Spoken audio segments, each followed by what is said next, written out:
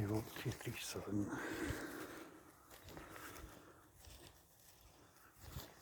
9th of August 2020.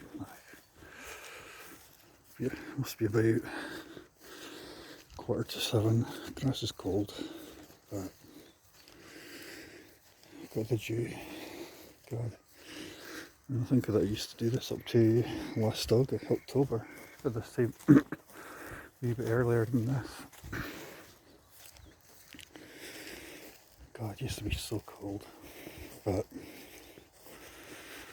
in the days before COVID, days before depression, okay, I've been at work for the last couple of days, so not had time to do this.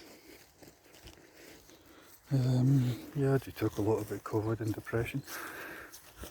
Talk a lot about COVID in general. I guess the difficult part of it is that you're having to deal with things that are kind of out of your control. Your day-to-day life, you've got a lot of control, or used to, or elements of control. There wasn't that sense of fear. For me, I've not seen family all year. I've not seen, I barely saw my kid for months, for 4 months, which I'm kind of glad because I was sick.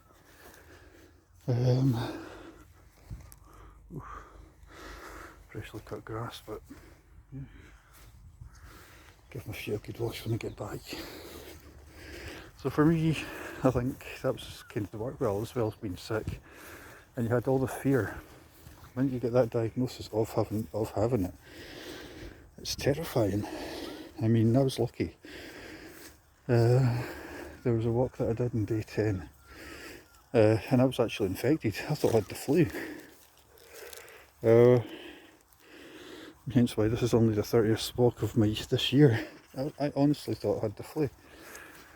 But when I got the diagnosis 3 days later, it was like a bomb going off in my head. I was like, shit. Although it wasn't infectious, I was over the worst. Although all the other bits lasted ages, lasted months. Fatigue, diarrhoea, all that lasted months. In fact, the last diarrhoea I had last stills I had was about 4 or 5 weeks ago. So all that, the illness is bad enough, and I'm grateful for it to even be here. But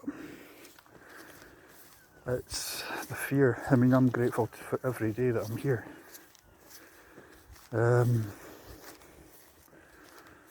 But yeah, there's elements of PTSD, and I'd be lying if there wasn't elements of depression.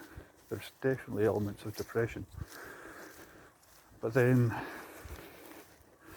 I'm here, I'm alive. So I'm grateful for that. So you're always in two minds about everything. You're pissed off that you've had to get it in the first place. You're pissed off when you see people break social distancing, not wearing masks, not doing what they should do on public transport or wherever. But at the same time, you're always grateful for every day. So you're kind of in two minds about everything.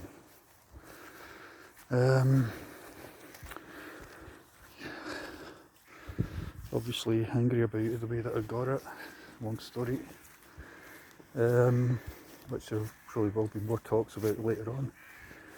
But coming out here, just doing simple walks, 5 minutes, sometimes a wee bit longer. I should do longer walks, but today I've got other bits and pieces to do. Back on shift tomorrow.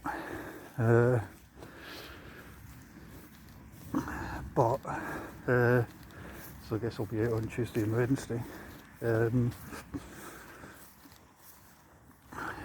But I think